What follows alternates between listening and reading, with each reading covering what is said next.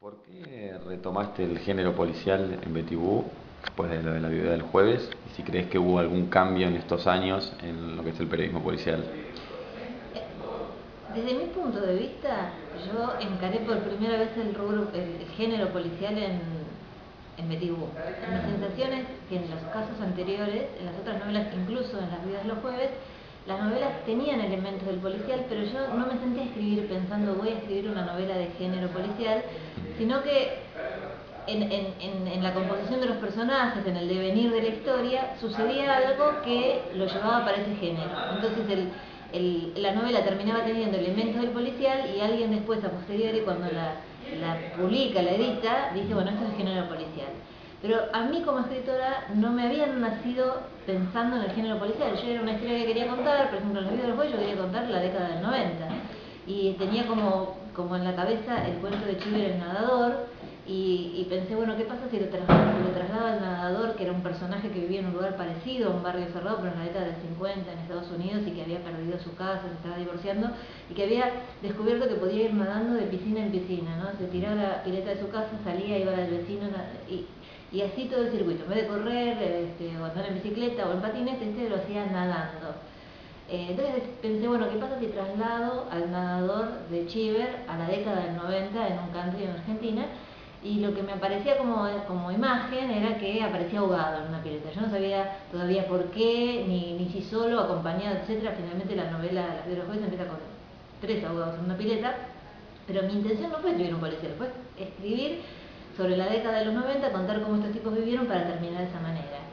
En Betty Boo lo que yo quise hacer es, bueno, ya que me pasó tantas veces que empiezo a escribir una novela y que alguien viene después y dice esto es el género policial, acá voy a tomar el toro por las astas y voy a, desde la concepción, pensar que esto es una novela policial para que la trama policial tenga tanto peso como lo otro en la novela. A mí me parece que en las novelas anteriores la trama policial es bastante débil. Incluso Elena sabe, algunos dicen es policial porque se muere la hija y la madre quiere averiguar quién la mató, pero a mí me parece que el lector sabe muy pronto qué fue lo que sucedió y por supuesto mucho antes que el mismo protagonista de la novela, ¿no? ¿Y por qué decidiste involucrar a la protagonista como escritora y no como periodista policial?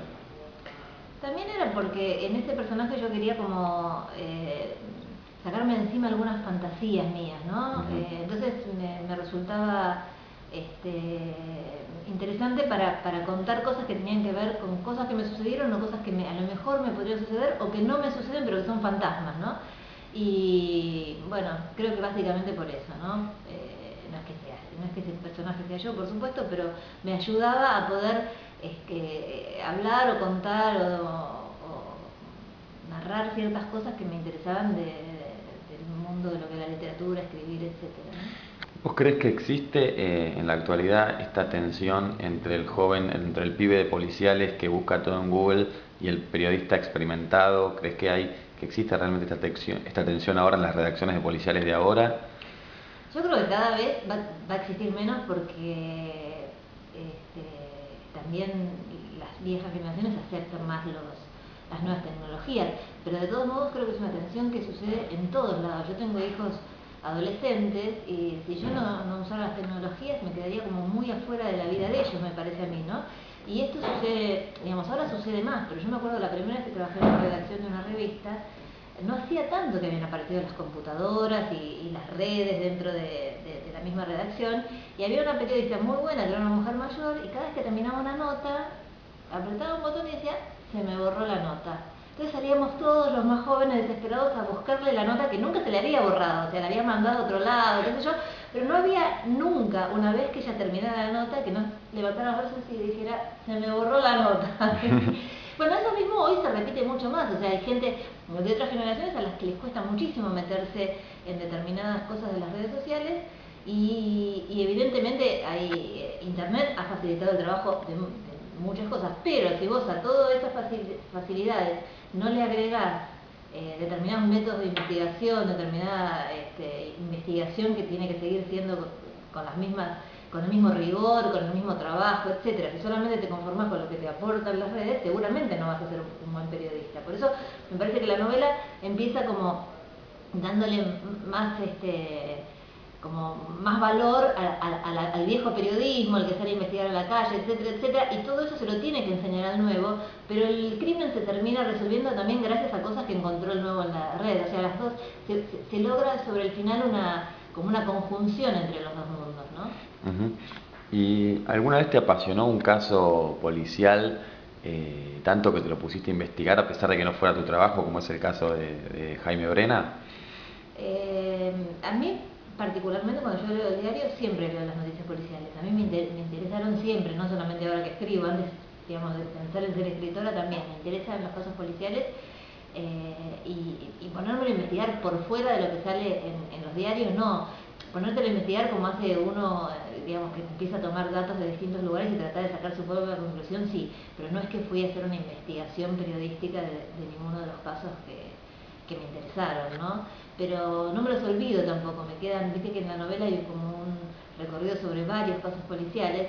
Uno de los que nombra es el de Penjeret, que ahora salió hace poco un artículo, no sé si en qué diario, sobre un primo de ella, que dice que en realidad ella la sacaron del país porque el padre estaba metido cuando lo vinieron a buscar acá a uno de los jerarcas nazis que estaban en Argentina, el padre ayudó a encontrarlo y entonces lo amenazaron y la sacó del país.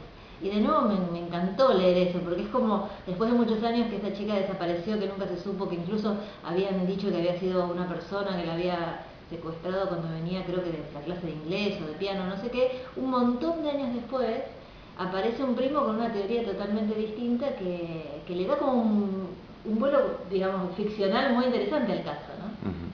Y por último, ¿qué autores policiales te gustan o seguís? La verdad es que yo leo literatura de todo tipo, no leo más policial que otra cosa. De los últimos que he leído, o sea, de los clásicos, si tengo que elegir, elijo a Chandler y a Simenon, si tengo que elegir dos, por elegir dos.